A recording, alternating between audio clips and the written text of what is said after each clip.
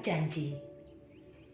Bacaan diinspirasi dari Injil Lukas bab 1 ayat 26 sampai 38. Dalam bulan yang keenam, Allah mengutus malaikat Gabriel ke sebuah kota di Galilea bernama Nazaret, kepada seorang perawan yang bertunangan dengan seorang bernama Yusuf dari keluarga Daud. Nama perawan itu Maria. Ketika masuk ke rumah Maria, malaikat itu berkata, "Salam, hai engkau yang dikaruniai, Tuhan menyertai engkau." Maria terkejut mendengar perkataan itu, lalu bertanya di dalam hatinya, apakah arti salam itu? Kata malaikat itu kepadanya, "Jangan takut, hai Maria, sebab engkau beroleh kasih karunia di hadapan Allah. Sesungguhnya engkau akan mengandung dan akan melahirkan seorang anak laki-laki, dan hendaklah engkau menamai dia Yesus. Ia akan menjadi besar dan akan disebut Anak Allah yang Maha Tinggi. Dan Tuhan Allah akan mengaruniakan kepadanya tahta Daud, bapa leluhurnya. Ia akan menjadi raja atas kaum keturunan Yakub sampai selama-lamanya, dan kerajaannya tidak akan berkesudahan." Kata Maria kepada malaikat itu, "Bagaimana hal itu mungkin terjadi? Karena aku belum bersuami." Jawab malaikat itu kepadanya, "Roh Kudus akan turun atasmu, dan kuasa Allah yang Maha Tinggi akan menaungi engkau. Sebab itu anak yang akan kau lahirkan itu akan disebut kudus, Anak Allah. Dan sesungguhnya Elisabet sanakmu itu, ia pun sedang mengandung seorang anak laki-laki pada hari tuanya. Dan inilah bulan yang keenam bagi dia yang disebut mandul itu. Sebab bagi Allah tidak ada yang mustahil." Maka kata Maria, "Sesungguhnya aku ini adalah hamba Tuhan. Terjadilah padaku menurut perkataanmu itu." Lalu malaikat itu meninggalkan dia. Demikianlah sabda Tuhan.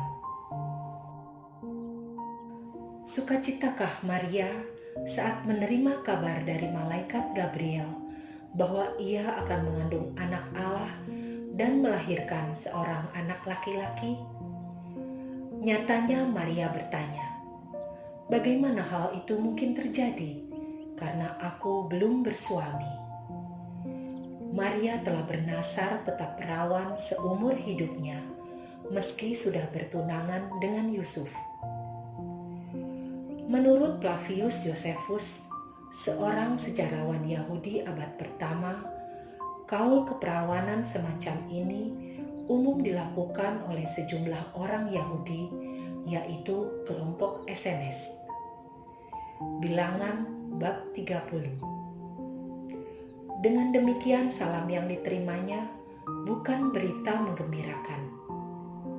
Maria pun galau dengan anak yang akan dikandungnya. Apakah sungguh anak Allah? Bagaimana nasib anak itu kelak? Syair dalam lagu Mary Did You Know mengungkapkan tentang itu. Akhirnya Maria menerima rahmat Allah yang disampaikan malaikat Gabriel. Dengan penyerahan diri yang total, ia menjawab, "Sesungguhnya aku ini adalah hamba Tuhan. Jadilah padaku menurut perkataanmu itu."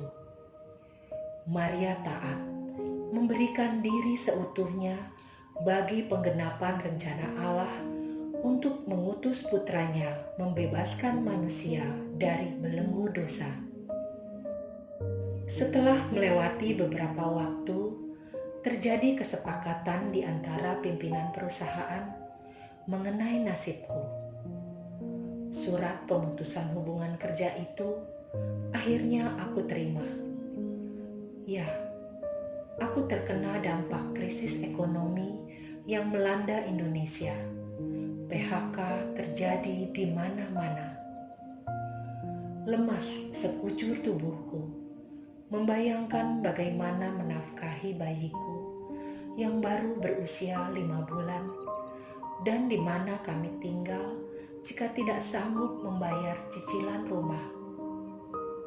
Hingga suatu saat nyaris tidak mempunyai uang untuk biaya hidup.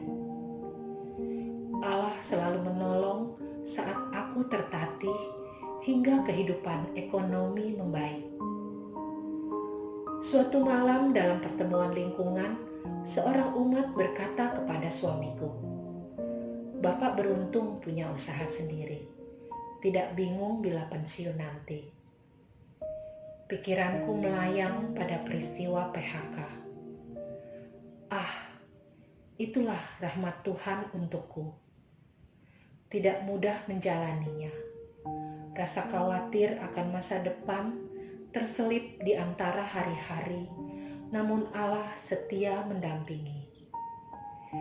Mari meneladani Bunda Maria, terbuka dan menerima rahmat Allah serta menjalaninya, meski kadang tampak sulit. Allah tak pernah ingkar janji. Ia selalu membimbing, menolong, dan memberi kekuatan saat kita melaksanakannya. Allah Bapa yang penuh kasih, buatlah kami untuk mengerti dan selalu terbuka atas setiap rahmat yang Engkau berikan dalam peziarahan hidup kami.